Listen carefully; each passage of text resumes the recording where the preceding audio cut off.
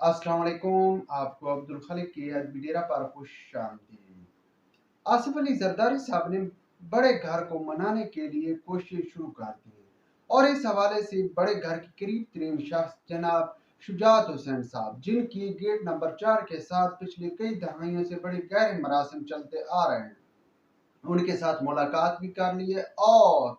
उनके जरिए कोशिश की है कि बड़े घर के साथ मामला सेटल कर लिए जाए और उनकी शराइत पर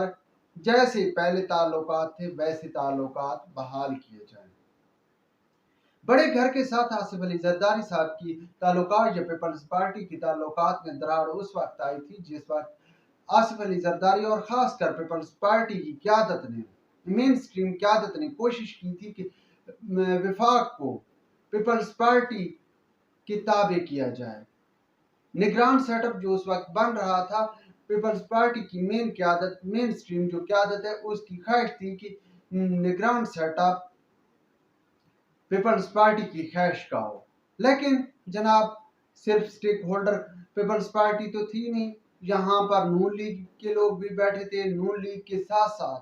JUI के लोग भी बैठे थे और साथ में छोटी बड़ी और भी सियासी जमातें मौजूद थी। लेकिन नून लीग का पलड़ा भारी था, क्योंकि भाई नून लीग ने ही सारा गंद उठाया। आज जो भी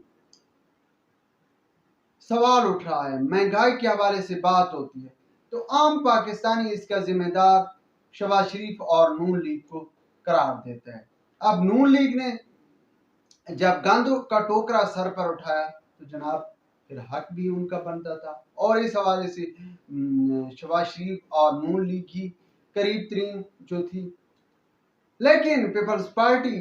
ने इस ख्वाहिश की बुनियाद पर कि जनाब अगर आपने हमारी ख्वाहिश के मुताबिक वजीर आजम नहीं लेकर आए, पीपल्स पार्टी का बंदा वजीर आजम नहीं लेकर आए, तो हम जो है वो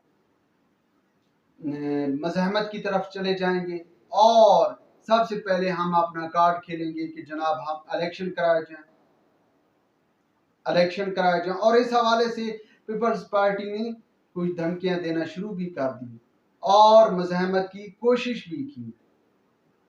क्योंकि जनाब जैसे कि पीपल्स पार्टी की CEC की मीटिंग हुई और उस मीटिंग में एतजाज एहसन साहब पहुंच गए। एतजाज एहसन साहब चूंकि वो शख्स हैं, एतजाज एहसन, लतीफ खोसा या वो ख्वाजा हारिस, ये वो लोग हैं जो कि जिस बंदे का केस लेते हैं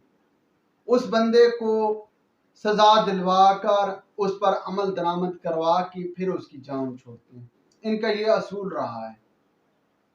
अब जनाब इनकी आज तक ये समझ नहीं आई कि ये गेट नंबर 4 के बंदे हैं, गेट नंबर 3 के बंदे हैं, या सियासतदान हैं या वकील हैं, ये क्या है। बहरहाल ये जरूर है कि जिसकी गेट नंबर 4 के साथ ताल्लुकात खराब हुए हैं तो जनाब उनका केस इन्हीं वकला ने लिया है और इसके बाद इन तमाम लोगों को जिनकी गेट नंबर 4 के साथ हालात खराब थे उनको सजा दिलवाई है। तो जनाब ये एतजाज एहसन साहब पहुंच गए और इन्होंने कहा कि नहीं, 90 रोज के अंदर इलेक्शन जरूरी है। अगर 90 रोज के अंदर इलेक्शन ना कराया गया, अब चूंकि एतजाज एहसन साहब वकील हैं और वकील होने के साथ साथ थोड़े बहुत चमचगिरी और उठाने की भी माहिर हैं, तो इस हवाले से इन्होंने वहां जो CEC की मीटिंग में जो क़यादत मौजूद थी, इन्होंने वहां पर यह कहा कि जनाब आप मजहमत की तरफ आते हैं और 90 रोज के अंदर इलेक्शन करवाते हैं। तो पंजाब के अंदर तहरीक इंसाफ, मैं इमरान खान के साथ बात करके आया हूँ, तहरीक इंसाफ का वोट पीपल्स पार्टी को पड़ेगा, लेकिन इसके लिए शर्त ये है कि 90 रोज के अंदर इलेक्शन के लिए पीपल्स पार्टी जो है मजहमत शुरू करती है। अब पीपल्स पार्टी को अपना दुख भी था कि हमारा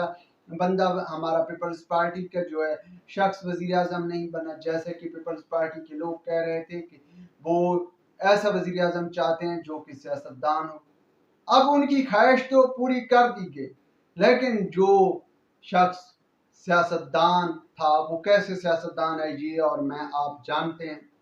तो बहरहाल फिर बिलावल साहब ने मजहमती सियासत का आगाज कर दिया और जनाब हमारे जियाले और पेपलोती खुश भी होना शुरू हो गए। फिर देखें जी जो है जूं ही بلاول بھٹو زرداری نے قیادت سنبھالی ہے، انہوں نے وہی پرانی طریقہ کار، یعنی کہ جیسا کہ پیپلز پارٹی کا طریقہ کار چلتا آ رہا ہے کہ وہ ہمیشہ سے مزاحمتی سیاست کرتے آ رہے ہیں، اس پر باقاعدہ طور پر جالوں نے جشن اور دھمالیں ڈالنا شروع کر دی۔ حالانکہ ہم بارہا طور پہ کہہ چکے ہیں کہ 21ویں صدی قطعاً مزاحمتی سیاست کا دور نہیں ہے۔ 21ویں صدی کا یہ وصف ہے کہ آپ مزاحمتی نہیں بلکہ مفاہمتی سیاست کر سکتے ہیں۔ اور جس وقت بی بی شہید ہوئی، بی بی کی شہادت کے بعد جناب آصف علی زرداری صاحب نے پیپلز پارٹی کی قیادت سنبھالی، تو یہ آصف علی زرداری صاحب کی جو ہے بہت بڑی خوبی ہے، انہوں نے مفاہمت کی پالیسی اختیار کی۔ جب ملک میں بی بی کی شہادت کے بعد فسادات ہو رہے تھے، لوگ غصے میں تھے، انہوں نے پاکستان کھپے کا نعرہ لگایا، اور پھر جیسے بھی تھے، جس طرح بھی حالات تھے، انہوں نے مفاہمتی سیاست جاری و ساری رکھی۔ لیکن پھر اب جب دوبارہ 2023 میں جالوں نے بلاول صاحب کو دوبارہ مزاحمتی سیاست کی طرف دھکیل کر لے جانے کی کوشش کی، لیکن اس حوالے سے جو ہے بلاول نے قدم روک لیے اور دوبارہ سے آصف علی زرداری صاحب ایکٹیو ہو گئے ہیں، اور پنجاب میں اب چونکہ نون لیگ اور پیپلز پارٹی میں بہت بڑی ایک بار دراڑیں پیدا ہو چکی ہیں،